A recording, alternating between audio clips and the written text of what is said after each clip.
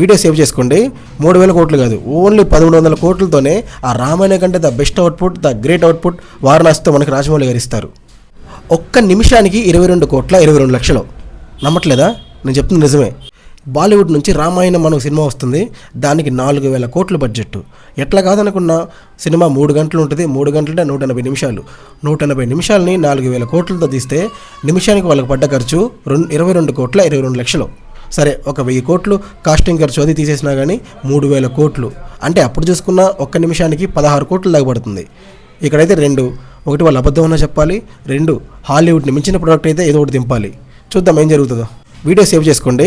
3000 కోట్లు కాదు, ఓన్లీ 1300 కోట్లతోనే ఆ రామాయణ కంటే the best output, the great output వారణాసితో మనకి రాజమౌళి గారు ఇస్తారు. హైయెస్ట్ సీజీ వరకు ఉన్న ట్రాన్స్ఫార్మర్స్ కూడా హాలీవుడ్ నుంచి అంత ఖర్చు అవ్వలేదు రా బాబు. 3000 కోట్లు అంటే ఎవరిని మోసం చేస్తున్నారు, ఎవరిని పిచ్చోళ్ళని చేస్తున్నారు. అది కేసు మ్యాటర్. మీకు తెలుసు మన పాత ఛానల్ 7K దగ్గర సస్పెండ్ అయిపోయింది. ఇది మన కొత్త ఛానల్. ఇక్కడ నుంచి movie updates, movie suggestions, ticket giveaways అన్నీ ఇదే ఛానల్ నుంచి వస్తాయి. ఒక ఫాలో కొట్టేసుకుని వెళ్ళిపోండి. Thank you guys.